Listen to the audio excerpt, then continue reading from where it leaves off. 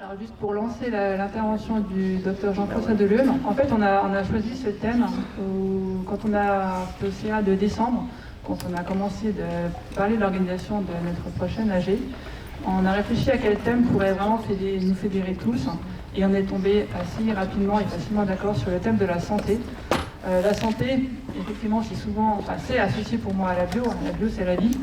Et dans ce contexte de crise, on cherchait aussi un moyen d'amener des arguments supplémentaires pour vraiment faire prendre conscience aux citoyens, aux consommateurs, l'intérêt qu'il a de consommer bio et l'intérêt qu'il a à encourager le développement de cette agriculture biologique. Donc après, on a cherché un intervenant. On a demandé à Dr Jean-François Deleume s'il voulait bien intervenir, grâce à Philippe Camburet. Il a gentiment accepté. Donc voilà, l'après-midi va se poursuivre, je pense, par une intervention très très intéressante et on va apprendre plein de choses. Et comme je le disais ce matin, ça va vraiment nous booster pour continuer le combat. Bonjour à tous, merci de votre patience pour cette petite minute d'installation. Donc effectivement, là je suis porte-parole de l'Alerte des médecins sur les pesticides. Donc c'est une association nationale qui existe depuis un peu plus d'une décennie et qui a été fondée par des médecins de Limoges parce qu'il y avait des problèmes de santé chez les enfants riverains de l'arboriculture. Et donc ils ont lancé une pétition que j'ai rejoint sur des propositions très claires de lutte contre les pesticides pour toutes les personnes exposées, les professionnels en premier. Donc on a des liens avec les associations Phyto-Victimes, le collectif de l'Ouest, de soutien aux victimes professionnelles des pesticides, les riverains donc, et la population générale. Donc cet après-midi, je vais uniquement parler de l'exposition de la population générale et vous allez voir que la voie principale est la voie alimentaire. Voilà, donc je remercie le président de la FNAB, Philippe Camburet. On se connaît un petit peu puisqu'on siège dans le même comité qui a défrayé la chronique, le COS Ecofito, et effectivement l'administration nous a admis notre association de médecins dans ce COS Ecofito où il y a quand même essentiellement des professionnels mais aussi des gens de l'environnement, notamment Génération Future dont a parlé André.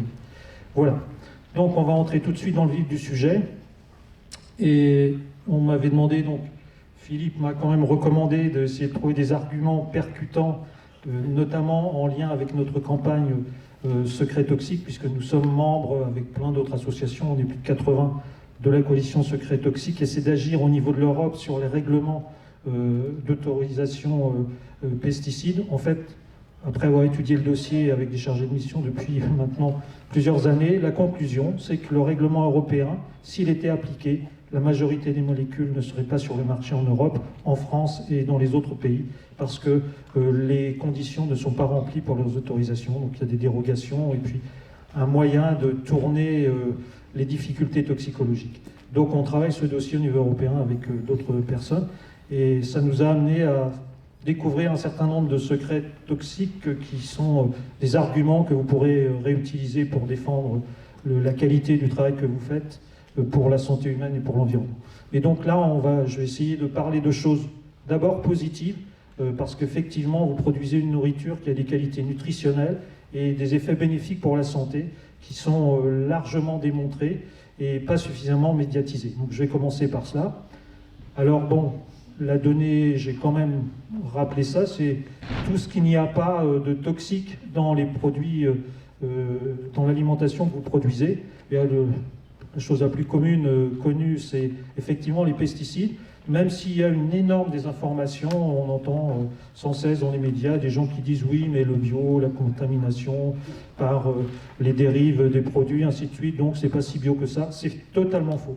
Là, c'est un certain nombre de données qu'on avait rassemblées il y a quelques années, mais les études actuelles, il n'y en a pas beaucoup, mais donneraient le même résultat. C'est pratiquement la totalité de vos produits qui sont totalement exempts de pesticides.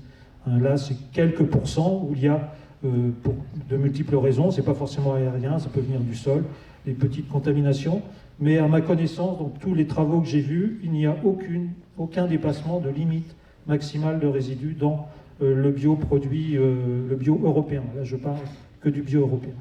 Donc, il faut vraiment tordre le cou à cette rumeur. C'est une rumeur Et tout à l'heure, parce que ça vient après dans le fil de mon exposé, vous allez voir les chiffres réels dans le conventionnel qui n'ont absolument rien à voir. Donc il faut être très très ferme là-dessus, c'est faux. L'alimentation produite en bio est pratiquement totalement indemne de pesticides. Et donc il n'y a pas que ce contaminant, on va le voir après dans les autres éléments. Il y a 3 contaminants principaux qui, à mon sens, posent problème sur le plan sanitaire, enfin pour nous les médecins et les scientifiques. C'est les pesticides, c'est les nitrates et c'est le cadmium, qu'il n'y a pas chez nous. Voilà. Donc ça, c'était pour le négatif. Alors pour enfoncer le clou, j'aime beaucoup cette étude qui a été publiée dans une revue scientifique mondiale. C'est un Norvégien qui a fait ça, un toxicologue. Il est allé chercher du soja aux USA. Donc là, l'organique, c'est le bio pour les anglo-saxons. Il y avait aussi du conventionnel et il y avait du génétiquement modifié. Et là encore, ça tord le cou. On comprend. Vous voyez, tout de suite, vous allez comprendre pourquoi l'agriculture bio n'a pas voulu embrayer la marche avec les OGM résistants aux pesticides ou tolérants, puisqu'il les accumule. Et donc effectivement, il a fait l'analyse chez lui dans un institut public norvégien où il travaille.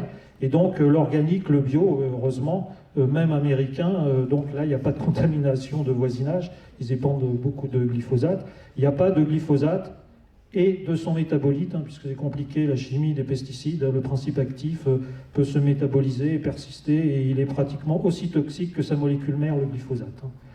Donc dans le soja bio, eh bien, il n'y a pas du tout de résidus de glyphosate, en tout cas dans celui-là prélevé aux États-Unis. Par contre, dans le soja OGM Roundup Ready, donc tolérant au glyphosate, on voit que tous les échantillons en contiennent la molécule mère, du métabolite, et avec des quantités qui sont relativement importantes, ça peut aller jusqu'à 15 mg par kilo de soja. La norme est de 20 mg. Donc dans le soja importé, on peut avoir jusqu'à qui nourrit nos animaux. Moi je viens de Bretagne, on n'est pas une région assez vaste, on a une ferme entière de soja en Amazonie pour nourrir la ferme bretonne de poulets, de cochons hors sol. Donc ce qu'on reçoit, les 2,5 millions de tonnes qui rentrent en Bretagne, elles ont à peu près cela.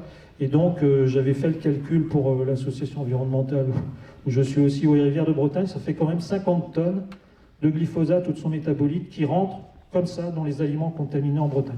Les quantités épandues en Bretagne, dans le dernier plan éco-phyto breton, c'était 300 tonnes. Donc le 6e entre par ce biais-là en plus. Et ça, c'est une sorte de secret toxique, c'est caché aussi. Donc, effectivement, ce sont des produits qui sont extrêmement contaminés. Et cette norme, elle avait été modifiée, donc l'autorisation OGM aux États-Unis, c'est 93 de mémoire, et ils avaient fait relever, les Américains, la norme qui était à 5 mg kilo.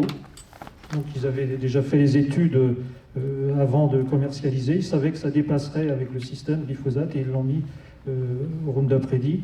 Et donc ils l'ont mis à 20 mg et effectivement ça reste dans les clous.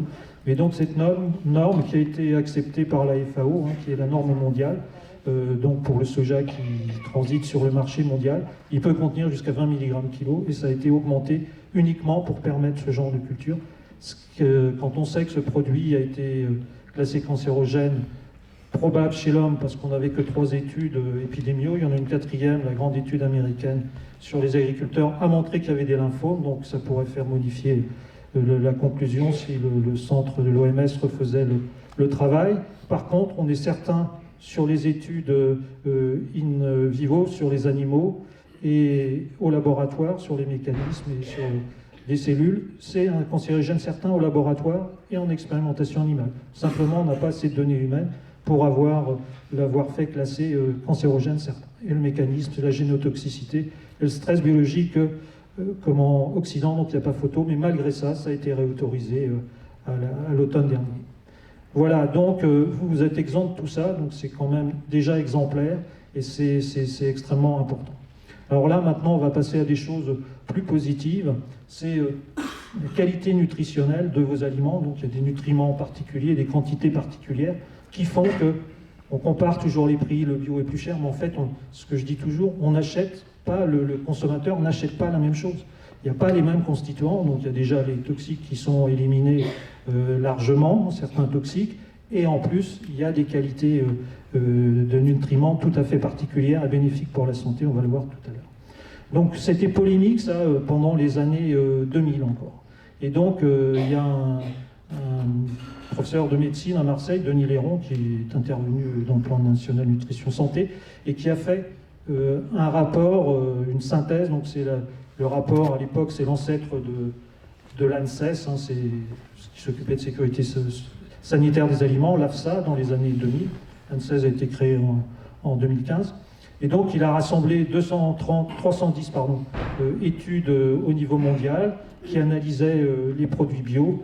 Et donc, il a pu obtenir ces résultats. Donc, on va détailler ensuite. Et les Anglais, un petit peu plus tard, ont fait une synthèse également chez eux. Donc, c'est pour ça que c'est le Food Safety Authority britannique, avec 162 travaux mondiaux qu'elle a jugés recevables. Donc, elle a obtenu ces résultats. Donc, il y a des différences sur la matière sèche, sur les minéraux, sur les vitamines, sur des composants antioxydants, et puis on le verra pour les produits animaux sur un certain type d'acides gras, les oméga 3, qui sont très bénéfiques pour la santé cardiovasculaire, neurologique et même métabolique. Donc en matière sèche, tout le monde est d'accord, il n'y a pas photo, il y a moins d'eau dans vos produits, plus donc de fibres et plus de protéines, plus de matière sèche. Pas de discussion. Sur les minéraux, il y a un certain nombre de minéraux qui sont en plus grande quantité, notamment le magnésium, le fer, le zinc, dans un certain nombre d'études et parfois dans toutes. Donc, un bénéfice pour au moins ces 3 minéraux-là. Les autres, je ne vais pas tout détailler, c'est équivalent de l'alimentation conventionnelle, cuivre, manganèse, calcium, phosphore et potassium.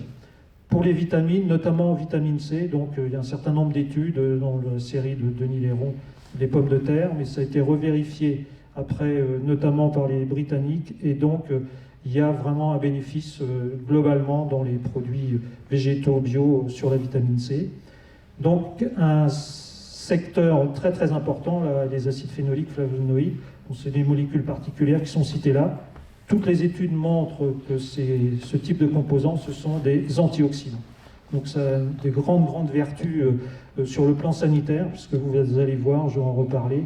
La plupart des pathologies émergentes ou mécanismes des pathologies, que ce soit le cancer, les phénomènes cardiovasculaires, métaboliques, il y a un stress biologique oxydant qui est souvent à l'origine et notamment qui altère les génomes, qui est à l'origine de la génotoxicité. Et toutes ces molécules sont protectrices.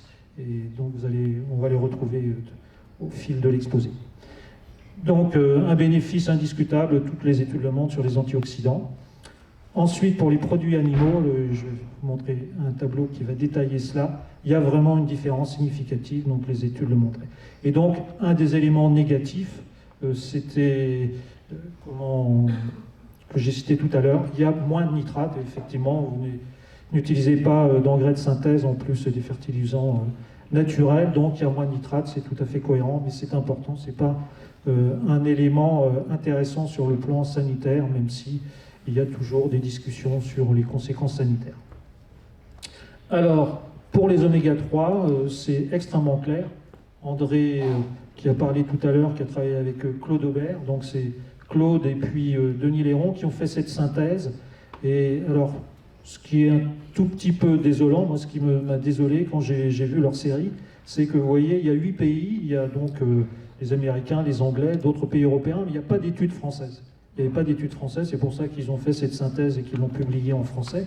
Donc dans le lait, le fromage, le beurre, chez les Anglais, là c'était du lait du commerce, qui est d'origine bio, la quantité d'oméga 3, donc ces acides gras essentiels bénéfiques pour la santé, sont nettement plus importants. Donc la moyenne dans les études publiées, c'est 68%, mais ça peut monter à 2 fois plus et un peu au-delà, plus de 100% plus. Donc c'est une composante très très importante pour les produits animaux. Ils sont beaucoup plus riches, hein, et parfois jusqu'à 2 fois plus que les aliments conventionnels, et vous allez voir par la suite que sur le plan sanitaire, ça a vraiment des conséquences. Il n'y a pas d'études là sur les viandes. Je suis persuadé, mais ça c'est apparemment un secret bien gardé, il y a peu d'études de fait et personne ne cherche à le savoir. J'ai essayé de voir, moi, si dans les gens qui travaillent uniquement sur les viandes, ils avaient des données là-dessus, en conventionnel et en en bio. A priori, il n'y a pas de données publiées sur la teneur en oméga 3 comparée conventionnelle et bio dans les diverses viandes et dans les œufs également. Donc ce serait intéressant, je pense que la différence ce serait du même ordre, mais là c'est une hypothèse.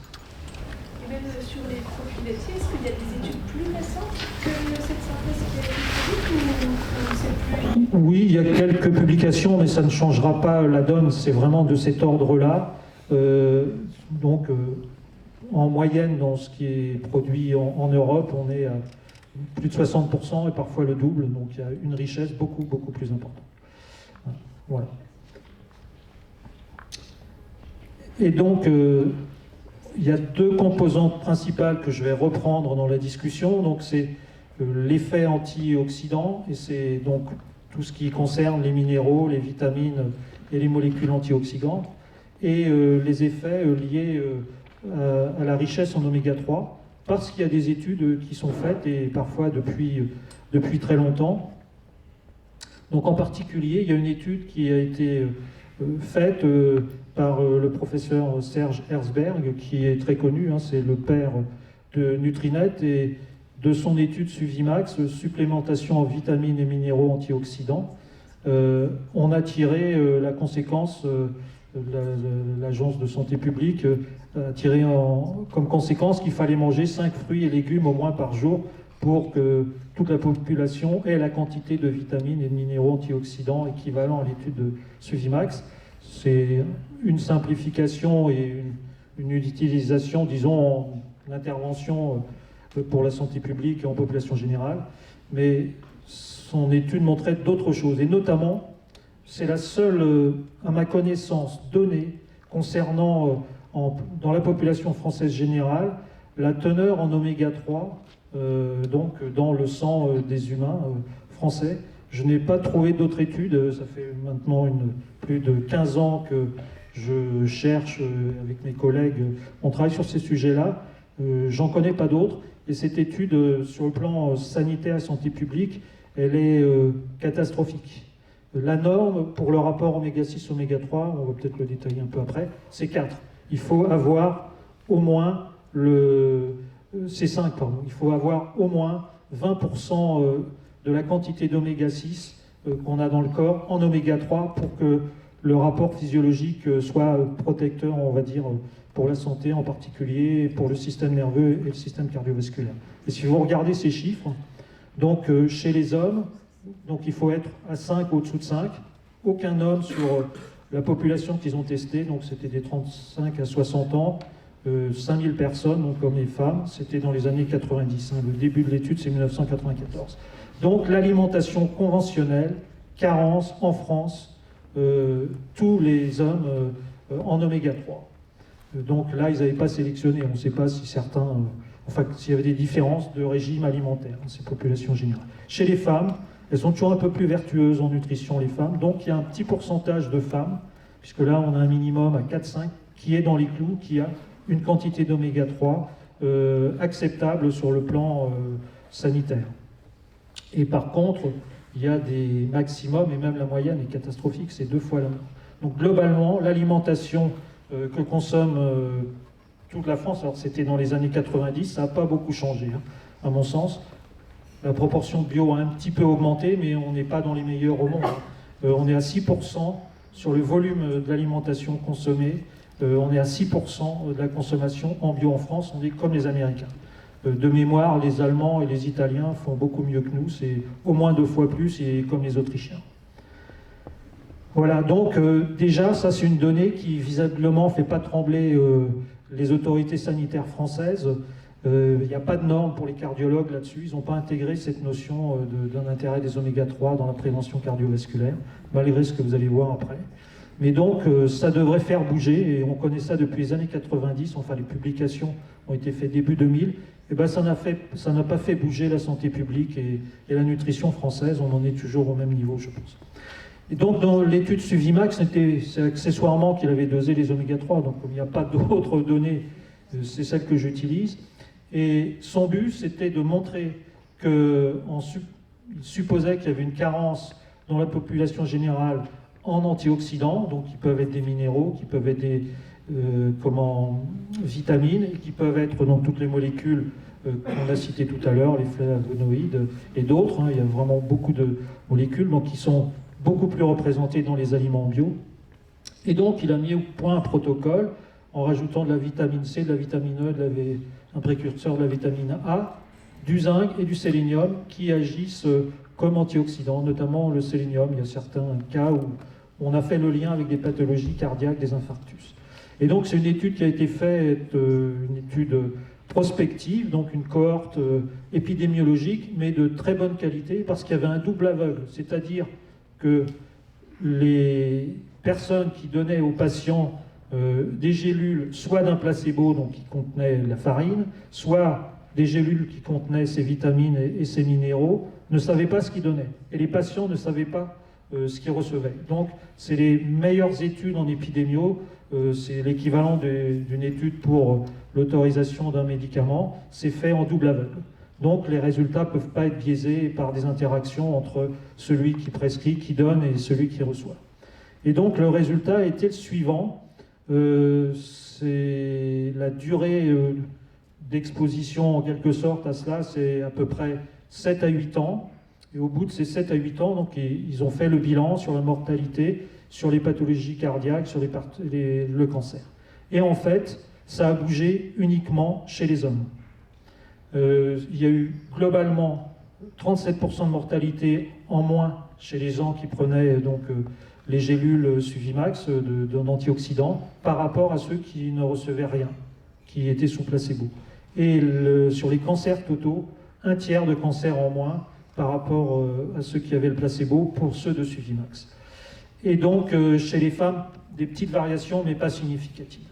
Et donc, une des explications, c'est que les femmes avaient, comme pour les oméga-3, un meilleur statut antioxydant et vitaminique en début d'étude, puisqu'il y a eu des mesures dans le sang de bêta-carotène notamment et de vitamine C. Donc, et l'explication, c'est très simple, les femmes mangent globalement beaucoup plus de fruits. Les hommes, apparemment, sont allergiques aux fruits. C'est pas un aliment viriliste ou masculin, donc c'est ce qui ferait la différence. Et donc des résultats extrêmement importants. On aurait pu imaginer que ça fasse un tremblement de terre, là encore, dans la santé publique française, et ça a accouché, bon c'est quand même utile, de manger 5 fruits et légumes par jour, sans dire qu'il faut manger des fruits frais, et si possible pas pesticidés.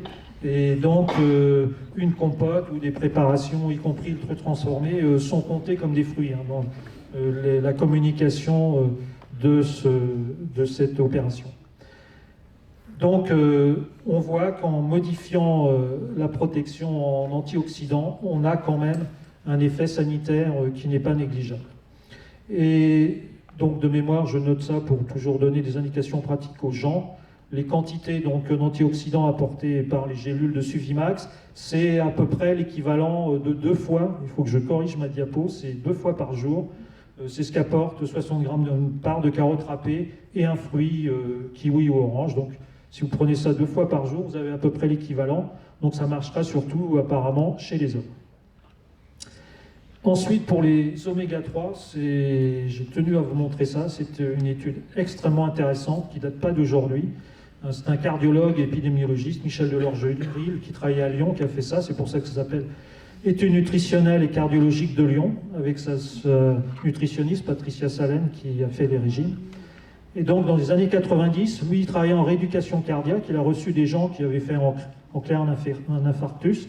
Donc, il en avait 300 dans un groupe. Il l'a divisé en 2. L'un a reçu un régime méditerranéen et l'autre a reçu le régime prudent cardiologique, donc que les cardiologues conseillent à ceux qui ont fait un infarctus. Et dans le régime méditerranéen, donc vous êtes plus près que moi qui viens de là-bas dans l'ouest, la Bretagne du régime méditerranéen, vous le connaissez mieux que moi, mais en gros, c'était de l'huile d'olive et pas du beurre salé comme chez nous, c'était davantage de fruits et légumes, de poissons, un petit peu de vin rouge, et voilà. Et en particulier, une chose intéressante quand même, 1 jour par semaine, ceux qui avaient le régime, on va dire, contraignant, mais je ne pense pas qu'il soit très contraignant, ce régime, avaient le droit de manger ce qu'ils voulaient, 1 fois par semaine. Voilà. Et donc le rapport oméga 6, oméga 3 dans ce régime était de 4, donc dans les normes. Bonne quantité d'apport oméga 3, alors que l'autre, bon, on ne l'a pas calculé, il n'est pas publié. Et ce qui est absolument extraordinaire, d'abord, vous voyez, on donne ça donc au début de l'étude, qui a duré 5 ans. Et donc, dès les premiers jours, alors c'est contre-intuitif, là il a publié, M. Delorgeril, c'est la courbe, là c'est la survie sans pathologie, sans récidive cardiaque ou sans complications graves qui peuvent être la mort. Et donc là c'est la même chose, la courbe de survie pour le groupe témoin qui mange, on va dire, normalement, en tout cas pas un régime plus riche en oméga 3. Et donc dès les premiers jours ça décroche. Il y a un effet cardiovasculaire immédiat dès les premiers jours. Et donc la courbe va rester très haute pour ce régime-là, si bien que quand on arrive à cet endroit-là où ils vont interrompre l'étude, parce qu'on est à 4 ans et demi, le bénéfice est tellement important pour ceux qui reçoivent le régime expérimental que éthiquement, ça devenait, ils avaient suffisamment de preuves pour dire que c'était bénéfique, ça devenait contraire à l'éthique de laisser les autres avec le régime conventionnel, et ils les ont passés au régime méditerranéen. Et donc là, le différentiel entre les deux, il y a 4 fois plus de complications cardiovasculaires, y compris malheureusement de la mortalité, dans ce régime-là que dans le régime riche en oméga 3. Et au bout donc de 4 ans. Et avec une différence qui fait que s'accentuer, qui apparaît dès le début. Donc des études interventionnelles, nutritionnelles peuvent marcher si tout le monde se mettait à manger ce que vous produisez bio sur la pathologie cardiovasculaire, on aurait des choses comme ça. Alors la critique qui a été faite, et c'est une sorte d'argutie, lui il a pris des gens qui ont eu un infarctus, donc c'est la prévention secondaire. Et donc ceux qui contestent ça disent oui, mais si on faisait ça en amont chez des gens qui n'ont pas de maladie cardiovasculaire, est-ce que ça empêcherait l'apparition? Parce que là il a été actif sur les complications. Et donc c'est de la prévention secondaire. Mais on peut imaginer que ça aurait le même effet, mais l'étude n'a pas été faite. Et donc, il a utilisé ces données dans un autre secteur que dans le secteur cardiologique. Ils ont également compté le nombre de cancers apparus pendant cette expérience, puisque c'est une expérience médicale. Et donc là, même chose, un survie sans cancer du groupe oméga 3, on va dire, expérimental, donc régime méditerranéen, et survie sans cancer du groupe témoin qui mange ce que la plupart des gens mangent ici en France. Et donc là, on voit qu'il y a une petite différence. Effectivement, bon, il y aura moins de cancers dans ce groupe-là, donc de mémoire, c'est à peu près 2 fois moins de cancers qui apparaissent chez ce groupe expérimental riche en oméga 3 par rapport aux témoins. Mais par contre, l'installation de cette différence est un peu plus tard. Donc il faut à peu près 6 mois, on est au milieu là, de la première année, pour que l'effet sur le développement ou l'apparition d'un cancer apparaisse, mais ensuite l'effet se prolonge et augmente jusqu'au moment où ils ont interrompu parce que le bénéfice, ce que je vous ai dit tout à l'heure, était trop important. Et donc ça, pour nous, les médecins, les scientifiques, dans le cancer, il y a la phase de création du cancer, donc qui est l'initiation, et ensuite il y a la phase de promotion, et les cellules ont été cancérisées, ça donne des cancers in situ, on en a tous plein, ils ne vont pas tous se développer. Mais dans certaines circonstances, donc ça peut être des hormones, ça peut être certains nutriments, les oméga 6, les cellules cancéreuses, elles aiment bien, ou d'autres éléments, et puis il y a des éléments protecteurs, donc les antioxydants, et d'autres qui empêchent le développement de ces cellules. Donc là, on est dans la phase de promotion. Donc visiblement, cette phase-là, cette action-là par les oméga 3 joue sur la phase de promotion des cancers. Et dans les mécanismes biologiques, il y a eu des études complémentaires, et on pourrait argumenter. Et donc, les gens qui ont travaillé dans le bio, donc j'ai déjà cité en faveur du bio, de l'alimentation bio, j'ai déjà cité Denis Léron, Claude Aubert, eux, dans les années 2000 et 2010, ils ont eu l'idée d'utiliser une cohorte qui avait été créée, qui s'appelle Nutrinet Santé, donc avec l'INSERM notamment, et qui étudiait les déterminants nutritionnels de la santé. Puisqu'on a quand même quelques soucis. Moi, ma génération, quand j'ai commencé ma médecine et que j'étais interne dans les hôpitaux, je n'avais pas d'enfants obèses dans les services de pédiatrie, j'avais pas d'enfants avec d'enfants ou d'adultes avec des stéatoses hépatiques, il n'y avait pas 10% de diabétiques, ainsi de suite. Donc on a vu apparaître beaucoup de choses, sans compter, enfin, on pourrait citer beaucoup d'autres maladies. Et donc, il se pose une question à la santé publique, c'est d'expliquer l'émergence quand même de ces maladies. Et donc, les gens qui travaillaient autour du bio dans cette cohorte ont eu l'idée de créer une cohorte spécifique de gens consommant du bio, un peu ou principalement, et d'étudier les conséquences sanitaires. Donc c'est en particulier Denis Léron qui a initié cette cohorte BioNutrinet Santé. Et donc maintenant, il s'était associé avec quelqu'un qui travaille à l'INRA de mémoire, Madame Caisse-Guyot, qui continue, puisque maintenant M. Léron est en retraite, même s'il continue à nous aider et à soutenir la bio lui aussi. Et donc ils font le suivi de cette cohorte. Et donc il y a une grande cohorte officielle, hein, l'INSERM participe, l'INRA, le CNAM, les arts et métiers à Paris, et la fac de Paris 13 Bobigny, où travaille le professeur Herzberg, même s'il est mérite, c'est lui qui a lancé cette unité de recherche en épidémiologie nutritionnelle. Et donc, qu'a montré toutes leurs études sur les bénéfices de consommer du bio. La première chose qu'ils ont publiée, c'est l'effet dans la cohorte. Donc en gros, il y avait 35 000 personnes. La cohorte BioNutrinet, il y a plus de 200 000 inscrits. Il y a eu des examens médicaux au départ, des bilans médicaux, et il y a un suivi, donc un bilan de leur nutrition. Et donc il y a un suivi, et pour certains, qui excède maintenant 10 ans, puisqu'elle a vraiment commencé au début des années 2010. Et donc, ils ont également, dans le consortium, ce qui s'est intéressé spécifiquement à la consommation bio, ils ont inclus 35 000 personnes. Là encore, les femmes sont vraiment, vraiment meilleures élèves. Il y a 80% de femmes et 20% d'hommes dans la cohorte en consommateurs bio, qui consomment un peu ou beaucoup. Donc vous voyez comment ils ont classé. Ceux qui disent qu'il n'y a pas d'intérêt à consommer du bio, bon, ils sont dans le reste de la cohorte. Ceux qui évitent, ceux qui disent c'est trop cher. Et donc, ils ont surtout travaillé avec ceux qui consomment occasionnellement, donc du bio, ou ceux qui sont des consommateurs réguliers.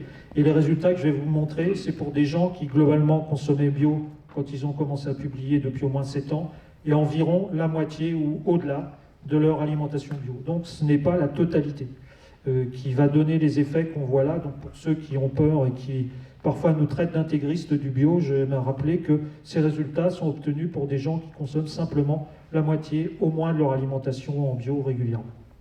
Et donc, ils ont commencé par étudier le surpoids et l'obésité. Donc là, c'est la colonne surpoids, ici la colonne obésité. Et pour les forts consommateurs de bio ou les consommateurs de bio réguliers, donc là c'est le tableau concernant les femmes, il y a une baisse de surpoids et d'obésité chez les bio par rapport au reste de la cohorte qui est extrêmement importante. Et tous les autres biais ont été éliminés, hein, de mode de vie, ainsi de suite, de tabagisme, tout a été croisé. Là, a priori, c'est principalement, les stats ont été faites pour extraire ce qui est en lien avec la consommation alimentaire. Et donc sur le surpoids et l'obésité, il n'y a pas photo, pratiquement moins de 50% des deux côtés, pour ceux qui sont à au moins 50% bio au-delà, et moins 10%, c'est quand même pas négligeable, hein. On sait que le taux d'obésité de la population générale doit être de 14% en France, et on est très bon par rapport à nos amis américains ou d'autres pays dans le monde. Donc chez les hommes, il y a moins de monde, la puissance statistique est moins importante, donc on n'arrive pas à mettre quelque chose en évidence pour les consommateurs occasionnels, mais par contre, il n'y a pas photo chez les hommes qui consomment au moins 50% bio, le surpoids, moins 36%, l'obésité, moins 62%. Donc ça fait bondir mes collègues qui ne sont pas au fait du bio, qui nous demandent les sources, si c'est vrai, si ça a été publié. Oui, ça a été publié, ils ont publié au moins 15 articles dans la littérature mondiale scientifique de premier plan, ça n'a jamais été contesté. Et voilà.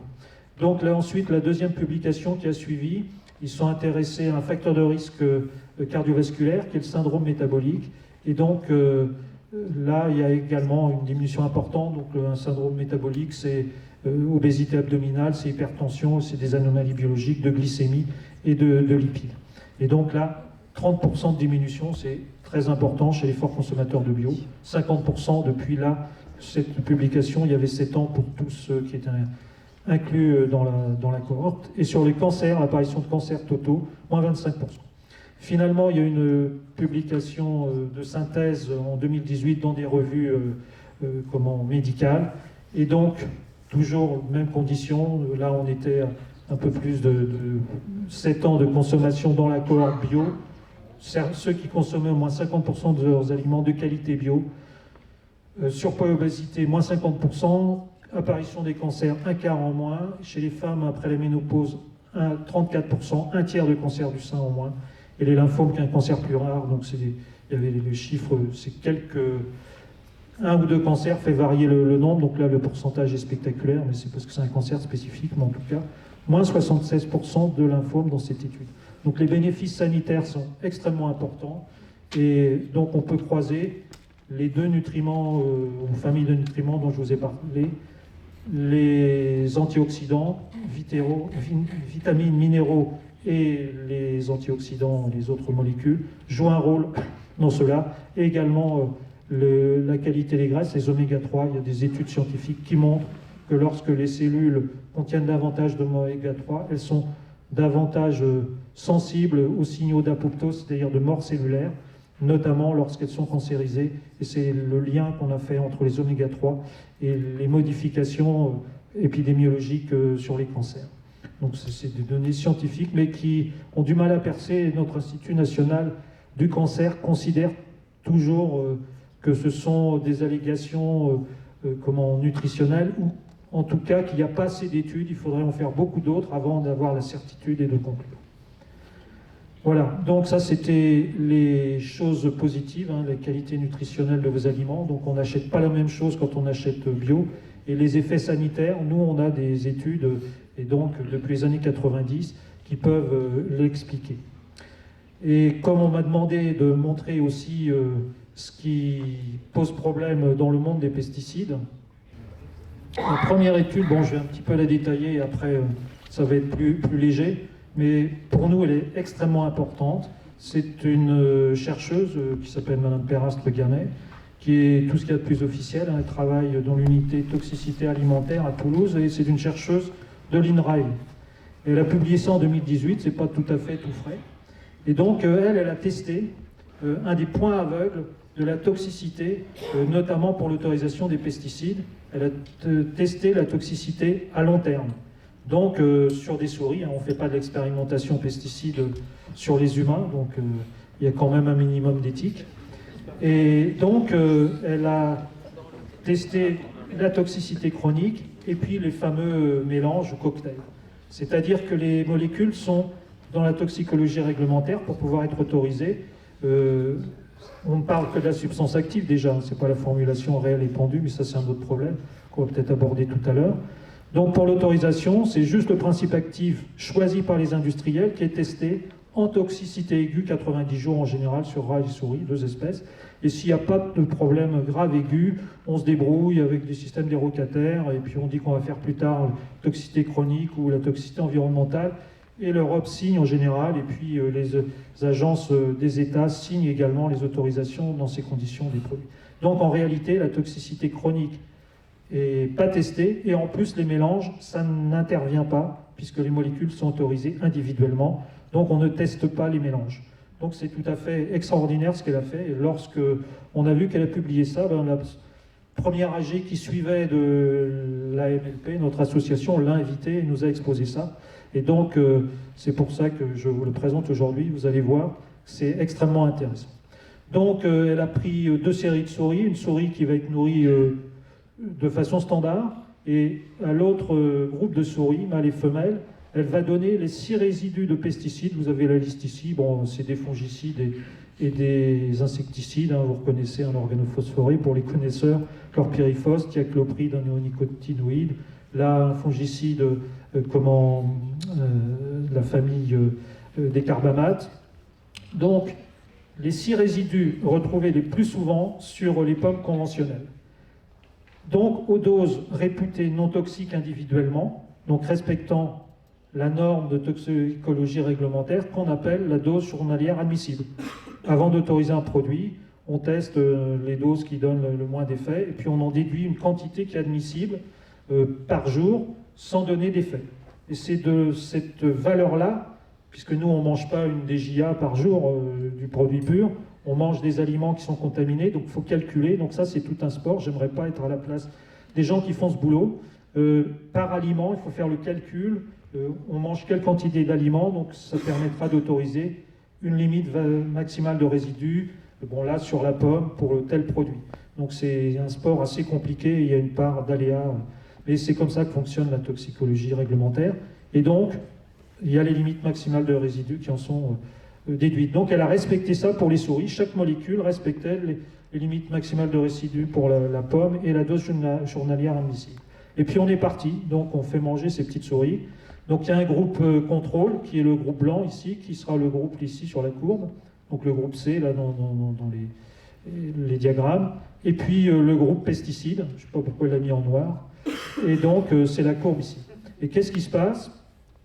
Donc ces petites souris, celles qui mangent les pesticides, eh ben, elles vont commencer par prendre du poids par rapport à leur contrôle, et en fin de course, là je crois que c'est mesuré à 1 an, il y a une prise de poids 2 fois plus importante chez les souris qui sont nourries à ce mélange réputé sans effet par rapport aux souris qui mangent la nourriture habituelle. Ensuite, ils vont donc faire des prises de sang et bénéficient d'une surveillance biologique rapprochée, ces souris. Donc, mesure du glucose dans le sang, hyperglycémie dans le groupe pesticide par rapport au contrôle. Et on a un test d'intolérance au glucose, on donne une quantité de glucose et on voit comment réagit la glycémie dans le sang. Donc ça fait intervenir la sécrétion d'insuline, qui est la molécule qui gère le sucre dans le sang, et son absorption par les cellules. Et on voit qu'il y a une hyperglycémie provoquée par voie orale. C'est le test, en tout cas en médecine, qu'on appelle comme ça. Donc c'est un état prédiabétique. Et ensuite, il y a eu d'autres examens sur ces souris, mais notamment là, dans les résultats, ils ont insisté sur le fait qu'on les sacrifie toujours après ces études toxicologiques. Et ils ont trouvé, ça c'est une image de foie au microscope, et donc c'est un foie gras. Donc le terme technique, c'est stéatose hépatique. Donc les souris qui étaient nourries avec les pesticides ont développé un foie gras. Donc au total, prise de poids, ça vous rappelle les effets sur le poids de Bionutrinette, l'hyperglycémie, diabète, le syndrome métabolique, hein, c'était également ça, et la stéatose hépatique. Donc, là, il y avait de l'obésité, mais on n'est pas allé voir le foie, en tout cas, ce n'est pas rapporté dans les études. Et donc, il y a un autre élément qui est intéressant, qui n'est pas habituel pour la toxicologie réglementaire. La toxicologie réglementaire, pour elle, s'il y a un effet dans un sexe et pas dans l'autre, c'est qu'il y a un biais lié au genre, donc au sexe, et donc ils ne retiennent pas cet effet comme un effet toxique, comme en princeps en quelque sorte. Et donc là, on s'aperçoit qu'il y a ce qu'on appelle, bon, un peu savamment, un dimorphisme sexuel en clair. Les mâles souris et les femelles souris n'ont pas du tout réagi pareil. La prise de poids, c'était surtout chez les mâles, pas chez les femelles. Par contre, il y avait une atteinte hépatique différente de la stéatose, du foie gras. Il y avait une inflammation, l'équivalent d'une hépatite toxique, hein, chez les femelles souris. Et donc les femelles, en plus, ont présenté des anomalies du microbiote, donc la flore intestinale que n'avaient pas les mâles. Et donc l'activation chez les femelles se faisait au niveau du foie, au niveau du système de détoxification, et sur le plan biologie moléculaire, ils sont allés très loin. Ils ont recherché quels étaient les récepteurs du noyau cellulaire, c'est pour ça qu'on les appelle nucléaires, qui en fait régulent l'activité du génome. Et ils sont aperçus que ce n'est pas les mêmes chez les mâles et chez les femelles. Donc s'il y a des curieux, je pourrais répondre à des questions après, mais là ça devient un peu technique. Donc il y a une activation différente de nos génomes, selon qu'on soit mâle ou femelle, enfin chez les souris, par ces produits-là, ce cocktail-là. Alors qu'en principe, on n'a pas cet effet avec une molécule seule. Donc voilà la première partie de cette étude des résultats. Et donc ça pose un problème important pour la toxicologie réglementaire.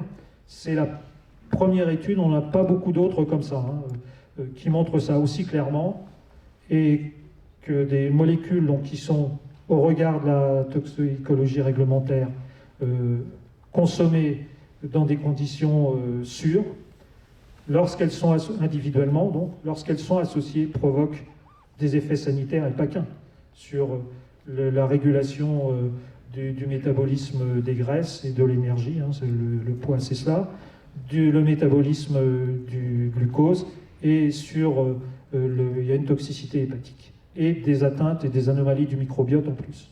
Donc, théoriquement, ça n'aurait pas arrivé. Donc, c'est une révolution biologique, hein, cette étude, et sanitaire, et extrêmement importante. Et donc, il y a ce fameux dimorphisme sexuel qui, normalement, fait dire aux toxicologues qu'on ne peut pas travailler sur cet effet puisqu'il n'est pas identique chez les mâles et chez les femelles. Mais parce qu'il n'intègre pas, en fait, la perturbation endocrinienne, et parce que les mâles et les femelles ne fonctionnent pas sous le même régime hormonal. Chez les femelles, c'est un régime à prédominance œstrogénique plus des périodes progestatives, et chez les hommes, c'est une prédominance d'hormones sexuelles androgéniques. Et donc, c'est les problèmes de perturbation endocrinienne, et qui ne sont pas intégrés par la toxicologie réglementaire et pas par les autorisations européennes encore actuellement. On en est à discuter la classification des perturbateurs endocriniens.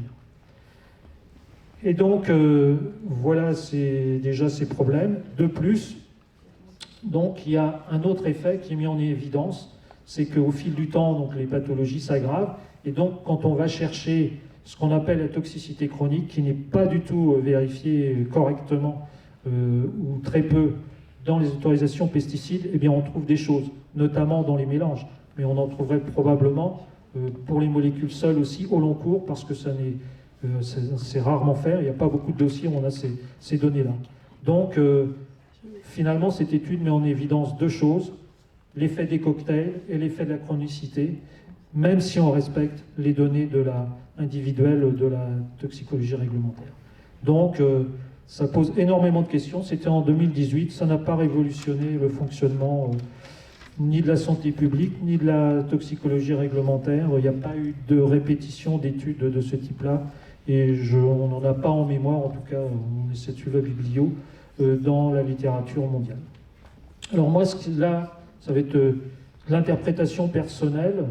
Moi, ce qui m'intrigue, c'est que les anomalies qu'on a vues, ce sont des maladies qu'au cours de ma carrière, je suis maintenant en retraite, moi j'ai commencé en médecine à la fin des années 70, donc je vous l'ai déjà dit, il n'y avait pas ces problèmes de diabète, il n'y avait pas cette prévalence, il n'y avait pas ces problèmes d'obésité, il n'y avait pas ces problèmes de diabète, cette prévalence du diabète, donc on a vu apparaître des maladies métaboliques, on a vu apparaître des maladies du foie qu'on ne connaissait pas. Moi, je suis radiologue de profession. Je me rappelle la première fois où j'ai fait le diagnostic d'un foie brillant en échographie, une stéatose hépatique, chez un monsieur qui n'était pas alcoolique et que tout le monde voulait persuader, le faire avouer qu'il buvait. En fait, il était imprimeur et il utilisait plein de solvants. Donc, a posteriori, c'était ces solvants qui sont très proches des solvants pétroliers qu'on retrouve dans les coformulants des pesticides. 60% de la formulation, c'est des coformulants essentiellement pétroliers. Et donc, ça donne des foies gras. Et dernièrement, donc, les hépatologues le savent, en ont plein. Et a priori, sur le plan stat, il y aurait 900 000 personnes en France porteuses de stéatose hépatique dont on ne sait pas trop la cause. Donc là, on a au moins une hypothèse, avec l'étude de Madame Perastre-Gamay. Et ensuite, donc, on a vu apparaître les maladies inflammatoires chroniques de l'intestin. Moi, quand on m'a fait mes cours d'internat de la maladie de Crohn, c'était un adulte d'âge moyen, 40 ans ou plus, c'est souvent un homme, on n'avait pas de cause. Et donc maintenant on a des ados, on a des jeunes, j'ai personnellement un neveu qui a développé à 20 ans cette maladie. Et donc c'est lié au microbiote, il y a des liens, pas que, mais il y a un lien avec donc, la flore intestinale. Et on a vu que le cocktail perturbe la flore intestinale, et là il y avait un effet chez les femelles souris. Donc il y a d'autres maladies de cette famille, la rectocolite hémorragique et d'autres maladies plus rares. Donc c'est assez intriguant et il faudrait creuser ces questions. Peut-être qu'on arriverait à maîtriser et à prévenir ces maladies. C'est tout le travail de notre association. On veut aller chercher les causes qui sont environnementales pour l'essentiel, puisqu'elles n'existaient pas avant. Notre génome n'a pas muté en quelques décennies, c'est pas possible. Donc c'est de l'interaction génome-environnement. Vu le nombre de molécules toxiques introduits dans l'environnement depuis la Seconde Guerre mondiale et d'autres facteurs toxiques sur lesquels je n'insisterai pas aujourd'hui. Donc on a des pistes, et c'est aussi à ça qu'on essaie de servir, nous, l'Alerte des médecins sur les pesticides, mais on a du mal à faire bouger la superstructure médicale. Et donc, pour faire un lien avec cette exposition des souris de Madame Gamay-Perastre, je vais vous montrer le rapport de l'EFSA, donc là j'ai choisi celui-là, sur l'alimentation européenne, donc avec les dosages de pesticides. Alors en fait, c'est tous les États européens, plus quelques associés, la Norvège, l'Islande, qui fournissent des résultats à l'Agence européenne de sécurité de l'alimentation, et donc qui les synthétisent. Et il y a des dosages de pesticides donc, transmis par les États. Et le résultat, pour eux, est extrêmement rassurant, puisqu'ils disent 97,4% des aliments testés dans les pays européens, plus Norvège, plus Islande, sont dans les limites de la toxicologie réglementaire, donc qui respectent les LMR et la DJA. Donc en principe, pas d'effet. Mais ce sont des données par molécule. Alors c'est sur 80 000 échantillons. Bon, on est quand même 450 millions d'Européens, on mange 3 fois par jour et 365 jours par an. Donc c'est pas un énorme échantillon non plus. Bref, mais enfin, restons-en là. Donc 97,4 sont dans les clous de la toxicologie réglementaire. Mais quand même, quand on lit en détail le reste des conclusions publiées par l'EFSA, c'est toujours à peu près la même chose hein, depuis que c'est fait, et ça existe ces rapports depuis le début des années 2000, il me semble, pas avant. Donc 45% contiennent des résidus détectables, donc presque la moitié donc de l'alimentation conventionnelle. Et 27%, on n'est pas loin du tiers, ont des résidus multiples. Donc là, on est déjà dans le cas du cocktail de nos souris, des pesticides multiples qui respectent les normes réglementaires LMR, DJA. Et puis, il y a 1,5% qui dépassent les LMR, donc les limites maximales de résidus. Donc, ce qui n'arrive pas dans le bio. Hein. Je n'ai pas de données, moi, en tout cas dans ce que je compulse, qui montrent ça. Donc, dans le conventionnel, ça existe. Et donc, si on fait la différence 1,5, mais là, il y a en fait 2,6, je suis tatillon, qui ne sont pas dans les clous. Alors, les autres, c'est quoi? Donc, les autres, c'est par exemple des aliments importés. Et il y a des pesticides interdits en Europe qui sont toujours autorisés dans le monde. Ce qui est catastrophique, et secret toxique, on a soulevé ça, on a essayé de faire interdire. Lorsqu'on a fait interdire ces produits en Europe, on avait réussi à inscrire que la production aussi était interdite en Europe. Les multinationales ont contre-attaqué, la commission a cédé, elles ont le droit de produire des produits interdits à l'épandage en Europe, mais qu'on peut exporter. Donc par exemple, ça avait aller arroser le soja, la canne à sucre, les fruits qu'on va importer des pays tropicaux d'ailleurs, et on va les réimporter comme ça, donc chez nous, alors qu'ils sont interdits à l'utilisation. Donc ça peut être ça, ou alors ça peut être des mésusages, un produit qui est autorisé sur les carottes et qui est mis sur les laitues. Voilà, c'est ce genre de problème qui fait qu'il y a ces dépassements. Donc, pour moi, ça rappelle quand même un petit peu l'étude d'Aimé-Perastre, donc ça me confirme qu'il faudrait peut-être aller chercher, voir s'il n'y a pas un lien entre ces contaminations sur ces molécules-là et d'autres. Hein. Vous entendez parler d'épiphases, il y a des métaux lourds, il y a plein d'autres choses qui sont toxiques dans notre environnement. Donc, il ne faut pas être simpliste, mais on aurait intérêt à les chercher, on pourrait peut-être avoir de bonnes pistes pour prévenir toutes ces maladies. Mais en tout cas, on a une certitude, c'est que ça, c'est l'exposome. Alors, c'est des calculs aussi personnels, parce qu'il n'y a pas beaucoup de données, il faut vraiment fouiller, et certaines sont un peu anciennes, notamment pour la voie aérienne, je me suis servi, parce que je n'ai trouvé que ça, des données de l'Institut de l'environnement franco-allemand, je ne sais pas s'il travaille encore, des années 90-2000, donc c'est avec des pesticides un peu différents, parce qu'en fait, il n'y a aucune donnée sur la contamination de l'air en pesticides, il n'y a pas de normes, et il n'y a pas d'expertise là-dessus. Ça vient de commencer, vous avez peut-être entendu, là en 2020, il y avait une étude exploratoire d'Atmo France, donc qui a demandé à toutes les agences, les associations qui surveillent la qualité de l'air, de faire c'était un test, une étude exploratoire, donc on a participé à choisir les molécules. Je vous assure que pour mettre le glyphosate dedans, il a fallu se battre. En France, le glyphosate n'est pas dans l'air. Il a fallu qu'on sorte les études de l'Agence environnementale américaine, où il n'y a pas de problème. Je n'ai pas tous les chiffres ici, je les ai sur d'autres diapos. C'est une certitude. Il y en a dans l'air, dans le brouillard, dans l'eau. Ils pensent que 20% au moins des quantités évaporées retombent dans les précipitations. Donc il y en a partout chez eux, et chez nous, il n'y en aurait pas. Donc on l'a quand même mis, on en a trouvé. Mais donc le lobbying, il y a des gens qui sont des vigies et qui, à tous les points cruciaux, savent bloquer les dossiers. Donc effectivement, la campagne exploratoire a été faite, donc il y a une liste qui va être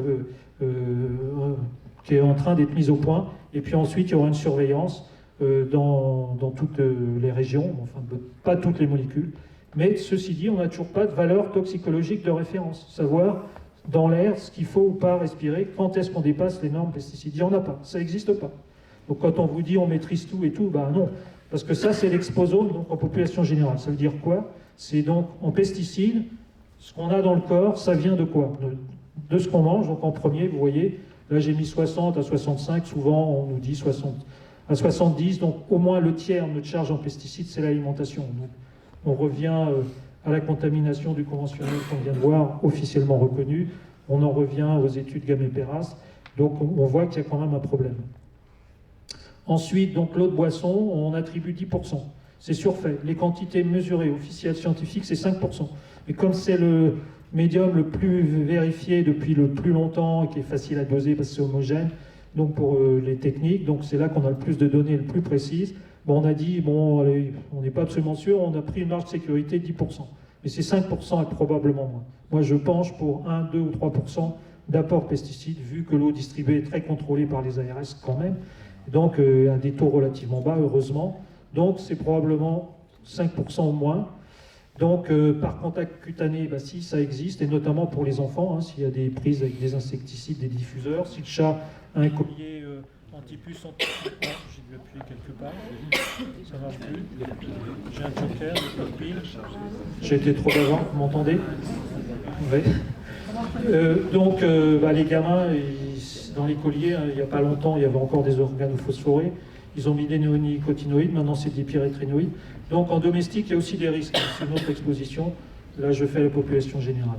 Donc, il y a toutes ces voies. Et reste l'aérien qui est une bouteille à encre. Donc, à mon sens, c'est entre 20 et 30%. Mais enfin bref, on retient, nous on est population générale, l'alimentation, c'est la partie dominante, donc c'est ce qu'on devrait travailler en premier.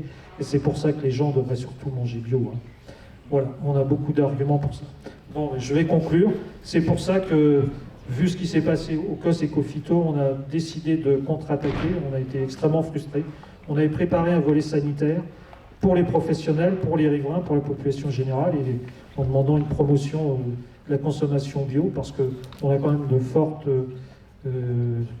arguments pour dire que c'est bénéfique pour la santé. Donc tout cela est parti à la trappe, a priori. On ne sait pas ce qui va apparaître dans le nouveau plan qu'on nous promet pour avril. Le Premier ministre doit parler, puisque ça a quitté l'agriculture qui a été inefficace. C'était passé au cabinet de Mme Borne, Premier ministre, donc c'est chez le Premier ministre maintenant. Et donc on a lancé un appel aux soignants on veut toucher d'autres personnes, d'autres professionnels de la santé que les médecins. Donc on fait appel aux sages-femmes, aux infirmiers, aux pharmaciens, aux psychologues, enfin tous ceux qui travaillent sur la psychiatrie, aux vétérinaires, et on aimerait bien voir aussi des écologues de la santé. Et donc pour proposer, on propose un certain nombre d'actions, dont le premier c'est faire que c'est mis dans notre charte fondatrice, développer la consommation bio de telle manière que l'ensemble de la population puisse bénéficier des qualités nutritionnelles de l'alimentation bio. Donc développer l'agriculture biologique, c'est mis dans notre charte de création. Et donc là, ce qu'on va proposer concrètement à toutes ces personnes, c'est ce qu'on va appeler les ordonnances vertes. Et je vous en parle parce qu'on va avoir besoin de vous, les producteurs, et on va avoir besoin des financeurs. Donc ça peut être les communautés de communes, mais il y a d'autres organismes qui ont des sous. L'agence bio n'a pas utilisé tous les fonds Avenir Bio pour l'investissement, donc peut-être qu'on pourra aller chercher de ce côté-là, mais ça se passera au niveau national. Bref, donc l'ordonnance verte, ça va être quoi? On n'a pas réussi à faire bouger les choses avec les phytovictimes professionnelles, vu tous les tableaux qu'on a créés, les maladies, on en parle beaucoup. Donc là, on va essayer. On est certain qu'il y a un risque, que je n'ai pas montré là en détail, sur le neurodéveloppement des enfants, donc pendant la grossesse, par exposition aux molécules toxiques de l'environnement. Donc c'est pas que les pesticides, il y a d'autres perturbateurs endocriniens notamment, mais au moins les 2/3 des pesticides sont perturbateurs endocriniens. Donc on propose de faire une ordonnance verte avec une consultation en début de grossesse, ou pour une femme qui désire, ou un couple, avoir une grossesse, pour les informer sur les risques perturbateurs endocriniens à pesticides, donc éliminer les domestiques, et puis expliquer le risque par voie alimentaire, et en complément proposer un panier bio pendant toute la grossesse. Et idéalement, moi j'aimerais au moins 1 an dans ma région. Je vais essayer de demander ça et de faire financer ça à ceux qui voudront bien lancer l'expérimentation pour que ça couvre au moins le début de l'allaitement. Donc voilà notre appel, donc on aura besoin de votre relais, c'est aussi pour ça que je suis venu aujourd'hui. Si on est tout seul à le demander, les médecins, je ne suis pas sûr qu'on emporte la conviction de beaucoup de gens. Par contre, si vous êtes là, les producteurs, vous êtes d'accord, et c'est sûr que c'est aussi un moyen de développer la consommation bio, et on est tout à fait d'accord avec cela. Mais il faudra solliciter donc les maires des communes, parce que c'est comme pour Egalim, on en a parlé, on a cherché, vous avez cherché aussi, je pense, c'est la volonté politique. Le maire dans sa commune, ou un adjoint, ou celui qui s'occupe de la petite enfance, décide de passer au bio dans la cantine, eh bien, il réussit, et souvent en 2 ou 3 ans, il peut être à 50% au moins de bio, et sans ruiner la commune. Donc, volonté politique au niveau des communes, des communautés de communes, des métropoles. Si on peut monter plus haut, les régions, si ça se généralise, c'est beaucoup mieux. Donc on aura besoin de vous à ce niveau-là, et on aura besoin de vous comme producteurs pour organiser la distribution. Ça marche déjà à Strasbourg, ça fait 3 ans qu'ils expérimentent. Il y a un collègue en Charente, dans sa commune, il est élu, un collègue donc, qui est en train de mettre ça en place. Et voilà, donc on va essayer de généraliser ça partout. Moi j'ai déjà des contacts favorables dans le GAB de Côte d'Armor, le 22 chez moi, dans le GAB 56 où c'est le président de la FRAP, donc Fabien Tigeot, qui a priori est d'accord pour qu'on essaie de mettre ça en place chez lui. Voilà, donc ordonnance verte. Et ensuite, donc une petite erreur, SSA, c'est Sécurité sociale d'alimentation, c'est un autre sujet. Donc c'est un financement de l'alimentation pour tout le monde. Par contre, ils n'ont pas intégré Egalim. Donc dans ma région, j'ai rejoint les collectifs SSA et je vais essayer de faire remonter le fait qu'Egalim soit pris en compte. Donc il y a au moins 50% de labels de qualité et d'alimentation durable et au moins 20% de bio dans les expérimentations de sécurité sociale d'alimentation. Après, bon, c'est des actions défensives et ça, je ne sais pas si vous êtes au courant de ça, c'est pas très vulgarisé, je vais m'arrêter là. Parce que ça va faire le lien avec la toxicité sur le neurodéveloppement. C'est un fonds d'indemnisation qui a été créé notamment à l'initiative de Paul François, vous savez, l'agriculteur de phytovictime qui a gagné ses procès contre Monsanto. Et Paul tenait à créer ce fonds qui indemnise les agriculteurs qui sont hors tableau, qui ne sont pas indemnités par les tableaux de maladie professionnelle. En disant, nous tous, donc les agriculteurs victimes professionnels, des scientifiques, les associations de malades. Nous, on a essayé de peser aussi. On a quand même créé sur 3 tableaux 5 maladies professionnelles, une neurodégénérative, le Parkinson, les cancers, vous savez tous lesquels, lymphome, prostate. Et donc, il y en a un autre qui devrait être créé. La dernière expertise de l'INSERM montre qu'il y a des pathologies respiratoires, bronchite chronique obstructive, asthme, insuffisance respiratoire qui sont liées aux pesticides. Donc on demande la création de ce tableau, parce qu'il y a beaucoup d'agriculteurs conventionnels qui ont des maladies de ce type. Et donc, indemniser ceux qui ne sont pas dans les tableaux pour les professionnels, et ce fonds indemnise, tenez-vous bien, créé en 2020, lorsqu'il y a eu la création du tableau prostate, je crois que c'était contemporain, les pathologies d'enfants nés de grossesse exposés professionnellement aux pesticides par le père ou par la mère ou les 2 parents. Et donc on me demande toujours, bon la mère c'est évident, si elle travaille dans une serre, elle ramasse des fruits qui sont épandus, donc elle est au contact. On comprend par exemple, une agricultrice qui épand, dans ma région en tout cas, il y a parfois des femmes en conventionnel sur le pulvé, c'est pas que des hommes, c'est plus rare. Pour le père, par contre, on me demande, mais pourquoi le père? Parce que les cellules qui vont féconder, les spermatozoïdes, la spermatogenèse, ça prend à peu près 4 mois. Donc le spermatozoïde qui va mettre en route la grossesse a été formé pendant les mois qui ont précédé. Donc là, c'est là qu'intervient l'exposition du père aux toxiques. Et donc ce fonds indemnise, tenez-vous bien, les enfants donc, nés de grossesse exposée aux pesticides, qui ont une leucémie aiguë dans l'enfance, ou qui ont une tumeur du cerveau, ou qui ont une malformation à la naissance. Ça peut être un bec de lièvre, les fentes labiopalatines, une anomalie de l'urètre dont on parle beaucoup, l'hypospadia, ou des troubles du développement neurologique, et donc des maladies qui n'existaient pas. Quand j'étais jeune interne, j'ai longtemps travaillé en neuroradio et avec les neurologues, j'ai vu arriver des maladies qu'on ne connaissait pas, ça venait des États-Unis, c'était les troubles du spectre de l'autisme et l'hyperactivité, le trouble de l'attention, hyperactivité. C'est arrivé dans les années 90, on ne connaissait pas ces pathologies avant, et ça a été relié, notamment par les Américains, à de l'exposition à des neurotoxiques, des insecticides neurotoxiques notamment. Donc, trouble du spectre de l'autisme et troubles de l'attention et hyperactivité, des troubles des apprentissages, c'est toutes les 10 dans la dysphonie. Donc c'est quand même extrêmement lourd, et donc vous comprenez pourquoi on a décidé d'insister sur la protection des enfants à naître dans le cadre des ordonnances vertes. Et puis bon, là, ça vous n'êtes pas concerné malheureusement, c'était dans le COS Éco-Phyto, on avait mis ça, que le dispositif phytosignal qui existe pour l'instant dans 3 régions, qui venait de commencer en Bretagne chez nous, qui avait été initié en Nouvelle-Aquitaine et en Pays de Loire, c'est la déclaration des accidents sanitaires environnementaux, donc à l'ARS ou à un organisme de protection de l'environnement lié aux épandages de pesticides.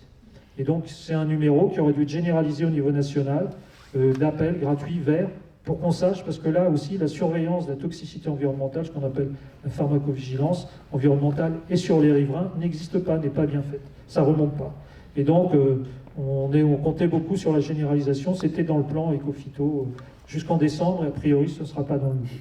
Voilà ce que j'avais envie de vous dire. J'espère que je n'ai pas été trop long.